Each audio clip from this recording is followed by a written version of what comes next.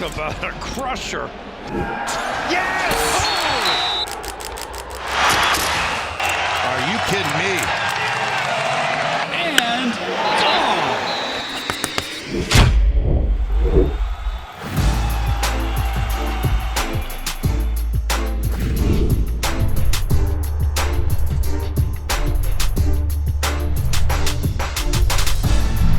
Welcome back to the Schoolyard Sports Podcast. I'm the host of this podcast, Lane Frank. We're now episode number 84. So we're 84 episodes through, and I got an action-packed episode for you. MLB Trade Deadline is this week. NBA news, so much. Football season coming upon us, everybody. So much more. Stay tuned for this action-packed episode number 84. Let's hop into it. Let's start with episode number 84, how we always do, with our headlines in the NBA. Donovan Mitchell saga still going on, everybody. Is he going to be a New York Knicks? Is he going to be a Boston Celtic? Is he going to be a Miami Heat? I really don't know. I hope Donovan Mitchell's going to be a New York Knick. I think he's going to be a New York Knick. It's just tough. He obviously wants to be in New York. He's a Mets super fan, everybody. All right, in that first inning against the Yankees, tweeting, I'm sick right now because they went back-to-back. Then he went crazy when the Mets scored 4 runs. We're going to talk about that game later. But Donovan Mitchell is a super Mets fan. He's a super New York sports team fan. He loves the Mets. He probably wants to be a Knick. Donovan Mitchell, come to the Knicks. I know the Jazz are asking for a huge price, but it's worth it. I would give up 3 first-round picks, 3 second-round picks. I would give up Obi Toppin. I would give up Mayo quickly. I would give up Miles McBride. I would give up Quentin Grimes just to get Donovan Mitchell. I would do it. It would make us a win-now team. I'm excited. I hope we can get Donovan Mitchell as a New York Knicks fan, but we'll see. Donovan Mitchell still in the trade market. It was also still in the trade market. Kevin Durant, everybody. Kevin Durant hopping it to another team. But he broke the internet this week saying, hey, he might be a Boston Celtic. There was a deal that almost got done. Jaylen Brown for Kevin Durant's swap. Now, the Brooklyn Nets said, no, we want more pieces. Why would the Brooklyn Nets do this? You're going to have to trade Kevin Durant. Jaylen Brown's going to be the best option you're going to get back. The best player in the NBA right now that you can get back for Kevin Durant is probably Jaylen Brown. Okay, obviously you're not going to get LeBron. You're not going to get James Harden. You're not going to get any of these guys. Get Jaylen Brown, an up-and-coming star. I mean, already a superstar. Jaylen Brown's such a good player. Some could argue better than Jason Tatum. They're not going to trade Jason Tatum because Jason Tatum and Kevin Durant could work well. I might even go as far to say Brooklyn Nets might be better than Boston Celtics if they get Jaylen Brown. You're going to have Kyrie Irving back this season. You're going to have Jaylen Brown mixing there. You're going to have Seth Curry. You're going to have some big men. Never know. Nick Claxton could have a good season. Interesting stuff right there in the NBA. Kevin Durant, Donovan Mitchell, still in the trade market. Let's move to the NFL. We read a bunch of news this week. Julio Jones, chasing his first ring, goes to the Tampa Bay Buccaneers to play with Tom Brady. This is an interesting move right here. You had told me this 2 years ago. I'm saying, whoa, Tom Brady got Julio Jones. That's amazing. Now Julio Jones, bit of a less type of player, had his worst season last season, Tennessee Titans. If you can stay healthy, this is the perfect move. If you can't, then it's a bad move. Tampa Bay Buccaneers already having injuries. Ryan Jensen probably going to be off the season. Got carted off today, the first day of training camp. That's not good right there. Tom Brady center. A lot of stuff going on. Tampa Bay Buccaneers. They did land Julio Jones. Another team who's struggling right now, San Francisco 49ers. San Francisco 49ers are such a well-run organization, you could say, but that might be a little bit fake. They've done Jimmy Garoppolo in such a terrible way. They traded up so much to get Trey Lance. Trey Lance didn't look like all that last season. Jimmy Garoppolo still is pretty young, still has got a lot of football left in him, and they're getting rid of him. It's sad right there. Jimmy Garoppolo has gone screwed over by this San Francisco 49ers offense time and time again. It's tough to see Jimmy Garoppolo still trying to find his new team. Now, another player who's on a new team is causing some controversy. Devontae Adams, everybody. Devontae Adams said, yeah, it's an adjustment going from Hall of Fame quarterback to Hall of Fame quarterback. Aaron Rodgers to Derek Carr. Aaron Rodgers' response to that? It's tough going from Hall of Fame receiver to Hall of Fame receiver. Devontae Adams to Allen Lazard. Now, they're both obviously joking, but Derek Carr could be a Hall of Famer one day. If he can have a good season these next 3 years, Derek Carr could be a Hall of Famer. If he can make a Super Bowl, not win a Super Bowl, make a Super Bowl. To be in the Hall of Fame in the NFL, you don't have to win a Super Bowl, in my opinion. It's so much tougher to win a Super Bowl in the NFL than the NBA. You can't just leave your team so easily in the NFL. Like in the NBA, Kevin Durant could say, hey, I want out right now, and he can be out any minute. LeBron James right now could say, trade me. He'd be gone. The only player who probably couldn't do that in the NBA right now is probably Luka Doncic, and that's about it. Crazy stuff right there. But Julio Jones signing with Tampa Bay Buccaneers, Devontae Adams going over to the Las Vegas Raiders, already making crazy statements. Jimmy Garoppolo not doing so well right now, trying to find his new team. But let's move on. One last thing in the headlines in the MLB. We had the Subway Series. It was such a great series. 2 games. I went to the first one. We're going to talk about that later. What a game. What a first inning. Aaron Judge, Anthony Rizzo go back-to-back. That score 4 runs the next inning. Win it. What a game for the New York Mets next half inning. I mean, just a great game. Subway Series 1. Night in the next game, Dan Vogelbach starting. He has a good game. Starling Marte gets the walk-off, blew it a little bit. Max Scherzer pitched great. Dave Pearson blew the game in the 8th inning, giving up that homer to Gleyber Torres. But it's all good, though. Starling Marte gets his walk-off. That's my headlines right there. Leave your thoughts in the comment section.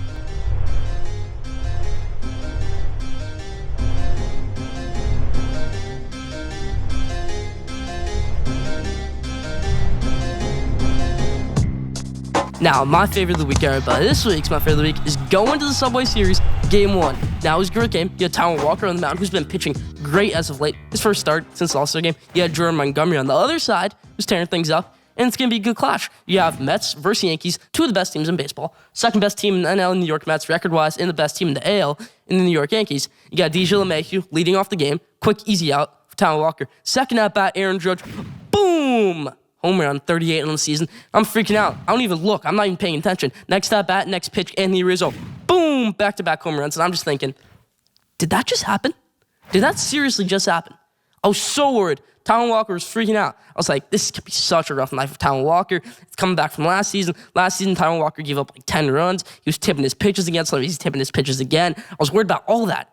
Then the next inning, Brandon Nimmo gets struck out, I think, and I just worried. I'm like, oh, this is going to be a bad game for offense and defense, pitching, everything like that. Then Starling Marte comes up and just smashes one to the left field wall. Over the left field fence, home run, Starling Marte, 2-1 game. Just such a huge relief. Next at bat, Francisco Lindor gets on base. Pete Alonso drives him in on a big double past Aaron Judge into the outfield, out to the warning track, hit the wall, everything like that. Pete Alonso, great hit right there. And the next at bat, Eduardo Escobar slams one over the left field wall. Home run, New York Mets. What game, what inning that was. 4-2 in the first inning. If you didn't bet the over in that game, in the over-under, wow.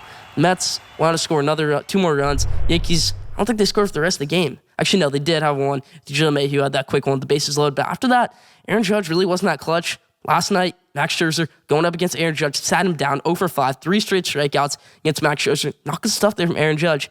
Bit of an interesting type of player, but seeing him hit that home run, you can't debate him being a clutch player at all. And he's just a great player, Aaron Judge, but interesting stuff right there. Maybe he should have done better against Max Scherzer. Top-level hitting versus top-level pitching. Top-level pitching, one right there. Just great game. Got this ball from Brandon Nimmo. Thank you, Brandon Nimmo.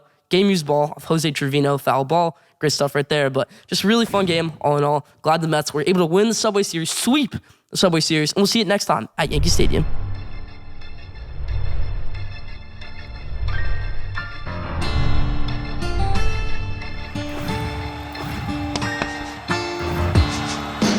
Now, top 5, but this week's top 5 is the top 5 players in the MLB Trade Market. We have the trade deadline this week.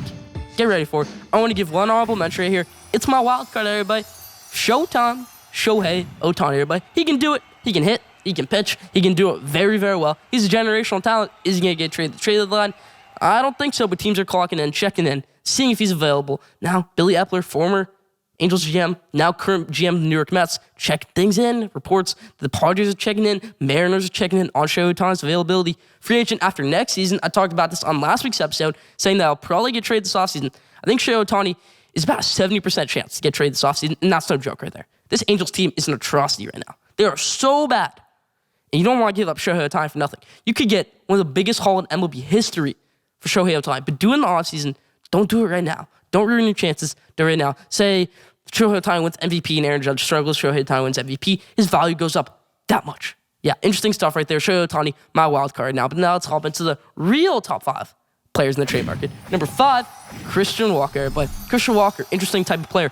First baseman for the Arizona Diamondbacks, 23 home runs, some of the most in MLB. Arizona Diamondbacks slumping team. I think he's definitely in the trade market. I hope a team can snag him. Christian Walker deserves to go to a contender. Number 4, Wilson Contreras, one of the last pieces of that Chicago Cubs fake dynasty. When I say fake dynasty, everybody thought after they won the 2016 World Series, this team's going to be a dynasty. They have Chris Bryant. They have Javier Baez. They have everybody. No. Wilson Contreras, I think he's going to get traded, having a great season. That's tough stuff right there. He was super upset having to leave Wrigley Field to the last time. Ian Happ's probably going to get traded. That's a package right there. Wilson Contreras, Ian Happ, probably both going to get traded. Number 3, Josh Bell, first baseman for the Washington Nationals. This guy's one of the most underrated players in MLB right now. Okay, had a great few years in Pittsburgh. Had a great few years. Almost won MVP one year. Gets straight over to Washington, 2019, tears things up. Banged 300 this season. Nobody really talks about him because he's on the Washington Nationals. He was on the Pittsburgh Pirates before that. But he's a good player. Josh Bell could surely help out a contender. Third best player in this trade market right now, Josh Bell. Number 2, a little bit of another wild card right here. Xander Bogaerts, everybody. Xander Bogaerts, shortstop with the Red Sox. He's going to be free agent after the season. Padres are checking in. A bunch of other teams are checking in. Chaim Bloom's done a terrible job with the Red Sox. Now, he might have a master plan at the end of it all. Get Mookie Betts. No. He thought he could get Mookie Betts after trading him. He thought he could wait until he was free agent and get him, but no, the Dodgers signed to a mega extension. Didn't work. Alex Verdugo really hasn't improved at all since his first season with the Red Sox. Rafael Devers, probably going to lose him in free agency. Why would he want to stay? Just tough stuff right there. Chaim Bloom hasn't done a great job. I think they probably need to trade Xander Bogaerts at the trade deadline, get a bunch of value for him. 2, Xander Bogaerts. And lastly, at number 1, the king of it all, could go for the biggest deal in MLB history. You already know who it is. Juan Soto, everybody. Juan Soto, such an elite player. Now, right now, the Paul here is probably the front runner. Number 2, I'd say, is the Mets. Number 3, the Cardinals. Cardinals could give them Hawk. They could give them Matthew Liberatore. They could give them Nolan Gorman if they wanted to. They could give them Mason Wynn. They could give them Jordan Walker. They could give them Jordan Hicks. It's just, they have so many prospects, St. Louis Cardinals, to give the Washington Nationals. San Diego Padres have a lot of prospects to give the Washington Nationals. Also, Mets do too, but do you really want to be facing Juan Soto for the next 15 years of your division? I don't think so. But Juan Soto, number 1. That's my top 5 this week. Leave your thoughts in the comment section.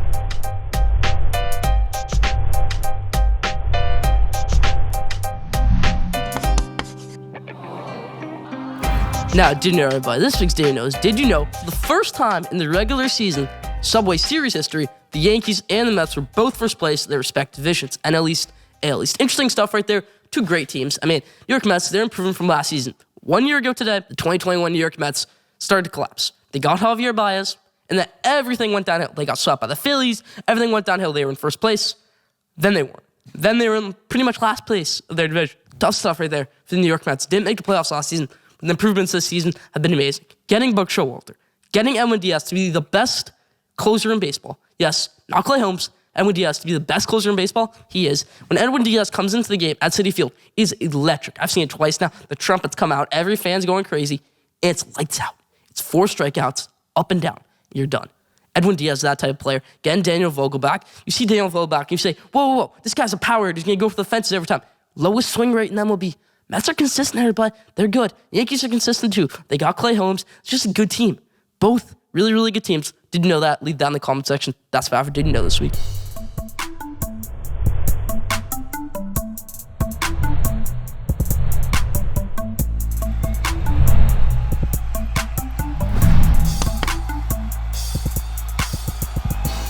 Now, Kevin Durant, like I said in the headlines, broke the internet earlier this week with the Boston Celtics rumors. He says he doesn't want to be a Boston Celtic. You requested a trade. You're going to whoever you go to. Kevin Durant, this swap could be so interesting in my opinion. Get Jaylen Brown to the Brooklyn Nets is such a steal. It'll be an interesting thing right there. Because the Brooklyn Nets could have had Jaylen Brown. They could have picked Jaylen Brown. It was their pick. The Celtics used to pick Jaylen Brown. They all likely would have picked Jaylen Brown if they had that pick at the time. From the Kevin Durant, Paul Pierce deal. Still haunting them a little bit. But Sean Marks needs to do this right. They need to get Jaylen Brown. Don't get greedy. Don't ask for Marcus Smart. Don't ask for Derek White. Don't ask for that many role players. Get Jaylen Brown. Maybe get Derek White. And leave it. Don't talk to them after that. That's the deal. Do it, Sean Marks. Interesting stuff right there. Kevin Durant and Jason Tatum. Would it work out? Leave your answer in the comment section. That's about for my Kevin Durant spotlight.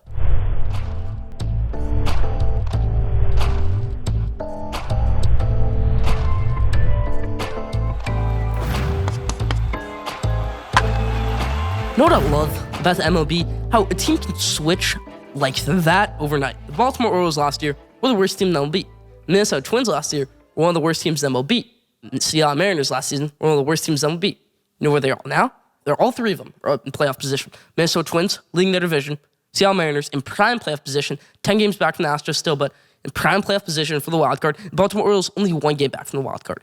Interesting stuff right there. That's what I love about the MLB. Baltimore Orioles are building up something right there. Julio Rodriguez, the J-Rod show is for real. Amazing player. Minnesota Twins, Byron Buxton's MVP candidate. It's just a great team in my opinion. 3 great teams in the MLB. So glad these teams almost done with the rebuild. Now you could say a rebuild's done like that. Everybody thought the Detroit Tigers rebuild was over after they won their first game of the season with Javier Baez. Now they've been terrible ever since. So Detroit Tigers really haven't figured things out. There's still a couple teams needing to figure out their rebuilds. Texas Rangers still trying to figure out their rebuild. Oakland Athletics just starting their rebuild. But interesting stuff right there. 3 teams that were doing a rebuild last year, looking like they're in the end of it. So glad to see right there. 3 teams in prime playoff position after being horrendous last season. Now, here's one thing I want to talk about here. Here's my biggest hot take. Pete Alonso should be MVP. And it's not even close, in my opinion. Pete Alonso is the MVP. And then, no. You could say Paul Goldschmidt this, Paul Goldschmidt that. Are you valuing average and OPS? Or are you going to value home runs and RBIs? That's my question for you right there. Home runs and RBIs is what I think you should value. Pete Alonso has 25 home runs in the season. He's so consistent. Ever since his rookie season, Pete Alonso has switched things up. He hit 55 home runs his rookie season, but he batted 247. Not so great. Now he's batting 280 He's getting on base almost every at bat. You see him in person. He's so consistent. He doesn't strike out that much. He's such a consistent player. I was talking to an MLB player. He said, Pete Alonso, he's so good. He's the MVP. He's the most consistent player in the MLB, you could say. Yeah, that's who Pete Alonso is. Should be MVP, not Paul Goldschmidt, not Mookie Betts, in my opinion. One thing I want to talk about here, the Boston Red Sox. Boston Red Sox have just messed things up. They thought they were going to go into a rebuild with Alex Verdugo, Chris Sale, all of that, but they didn't. You should have given up Chris Sale and saved the money for Mookie Betts to sign all the way back in 2019. But no, they didn't. Now the Red Sox are in a tough position this season. They have a guy starting tonight by the name of Cutter Crawford. Cutter Crawford, I'm sorry. I'm sorry to your family. I have no idea who you are, and you're starting for the Boston Red Sox tonight. The Boston Red Sox, who won the World Series in 2018, still a good team. Boston Red Sox were in playoff position last year, made the playoffs last year, made the ALCS last year, and didn't do much. This is interesting stuff right here. Boston Red Sox should be better. They aren't. Chaim Bloom has messed things up. Alex Cora really hasn't been a great manager. I think this is probably Alex Cora's last season with the Boston Red Sox, you could say. Interesting stuff right there. So another team that was in prime playoff position last year, over 100 wins, great team. They had great pitchers, everything like that. San Francisco Giants have been so bad this season, under 500 for the first time since last season, April of last season, the start of last season. Interesting stuff right there for the San Francisco Giants. Gabe Kapler, in my opinion, is the most overrated manager in all of sports. Coach in all of sports, you'd say. Gabe Kapler was terrible to Philadelphia Phillies. Bryce Harper ran him out of town out of his first year there. Now, Joe Girardi wasn't good after him either, but Gabe Kapler had a great roster last season, didn't do anything in the playoffs. I think everybody kind of had that sense. They had a great season, but they're not going to beat the Dodgers in the playoffs. And it happened. They couldn't beat the Dodgers in the playoffs. Gabe Kapler has done a terrible job this season with the San Francisco Giants. Logan Webb, their star pitcher, only 25 years old, should be a Cy Young potential stud player. Hasn't been doing so great. Logan Webb could be on the trade market in the next 1 or 2 years. Looking like a Corey Kluber type of player. Great team, great pitcher, young pitcher. Not gets traded. Doesn't do much with it. Logan Webb on that type of track. Joey Bart, their catcher, they picked number 2 overall, 2018. MLB Draft is looking like such a bust. They have Kirk Casale catching games for them now. When you have Joey Bart, former number 2 pick in your roster, and you can't start him because he's that bad, that's your fault. Joey Bart looking like a bust so far. There were so many good players in that 2018 draft you could have taken. It's just a bad run organization now ever since that 2014 World Series. Gets me a little bit angry. San Francisco Giants still struggling. Let's switch it to the other side of California, the Los Angeles Angels, where Mike Trout, unfortunately, has a career type of injury right here. A little bit scary thing right there. Mike Trout has a career injury with his back, had to get a cortisone shot, a rare back syndrome. Interesting stuff right there, Mike Trout. Could alter his career, could alter his way down. You could trade Mike Trout. I don't think that's going to happen. You're probably going to end up trading Shohei Ohtani, like we talked about earlier. Interesting stuff with Shohei Ohtani going on right now. The last thing I want to talk about here, around the bases, is Juan Soto, everybody. Juan Soto, the most interesting player in sports you could say right now. On the trade market, Juan Soto, such a great player. The next Mike Trout if he's on a good team. Why I say on a good team? Because Juan Soto, with the Washington Nationals, has a swing for the fences every single at-bat. If he's on a good team, he can take his walks. He can take his time. He can use his strike zone in his mind. Juan Soto literally seems like he has a strike zone in his mind. Juan Soto is such a good player. He could have 1,000 plus OPS. Just such a good player, Juan Soto. Interesting stuff right there. That's about for Around the Bases this week. Leave your thoughts in the comment section.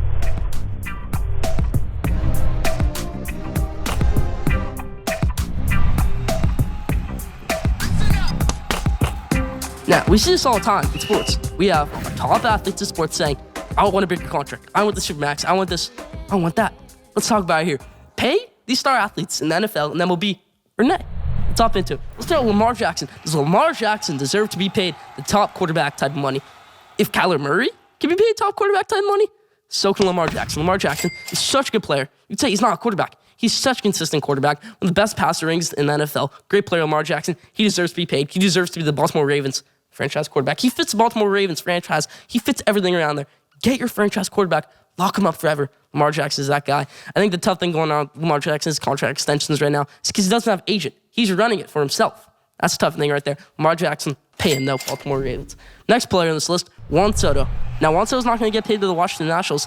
That was honestly not that even good a contract, Washington Nationals game. Now, 15 years, $440 million, still a good contract, but the average annual value, the AAV, isn't that high. It's lower than Fernando Tatis. It's lower than Francisco Lindor. It's lower than Mike Trout. It's lower than those guys, which I think Juan Soto should be higher than. Juan Soto should be the highest paid player in baseball. He's one of the best players in baseball. He's a generational talent.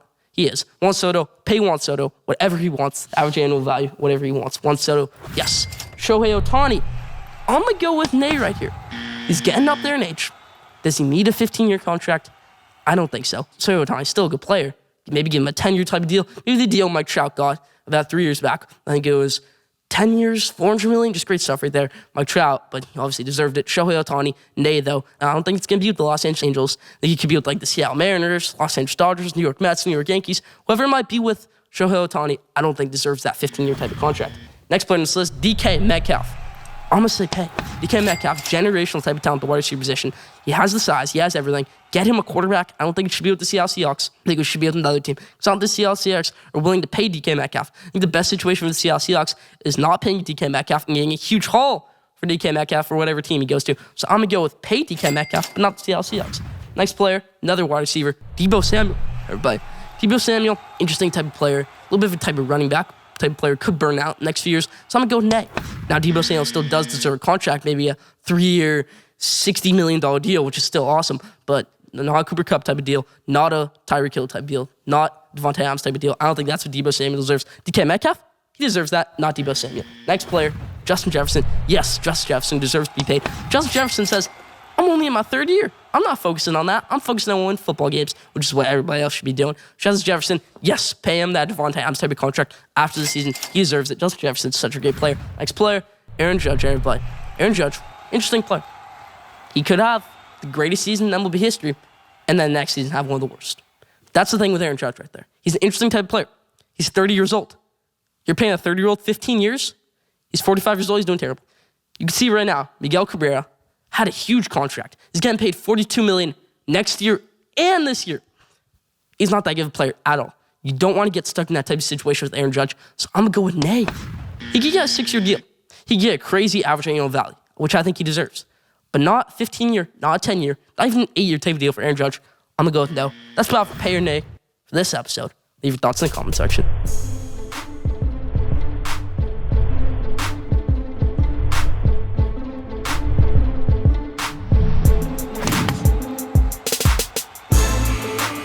Dante Moore, Nico Amalevia, or Tremaine.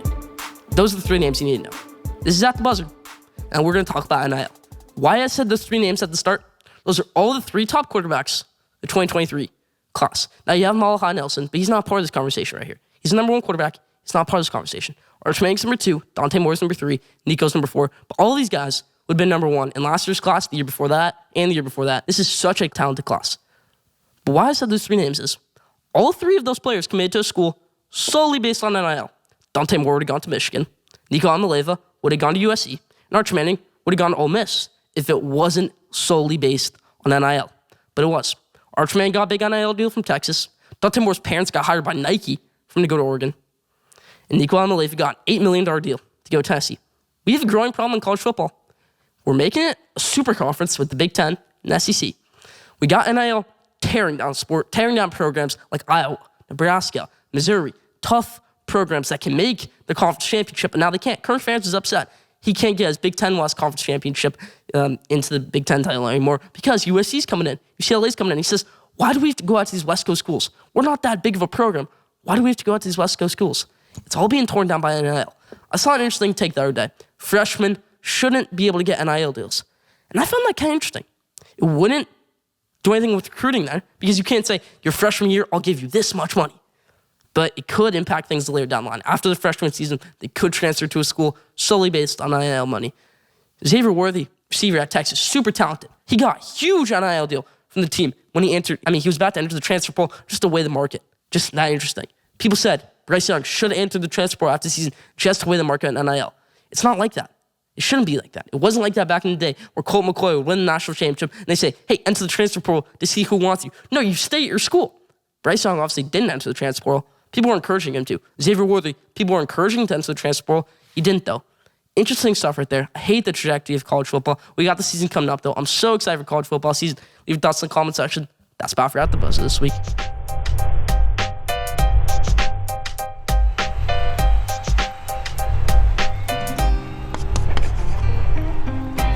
Now, the best for last question of this week's question today is it easier to get into the Hall of Fame in the NFL or the NBA?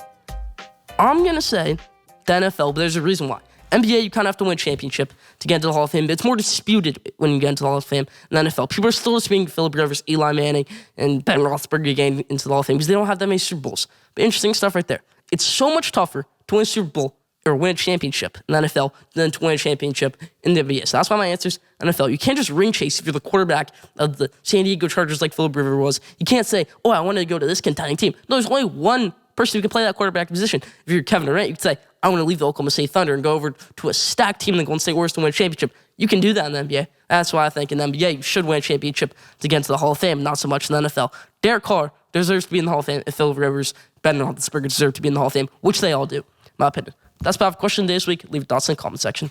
That's about for episode 84. Thank you for tuning in. Follow Schoolyard Sports on Instagram at Schoolyard Sports. Follow Schoolyard Sports on Twitter at Schoolyard Sport. Don't forget to subscribe, rate, review for the best sports content in the world. We'll see you back here next week, episode number 85. Stay tuned.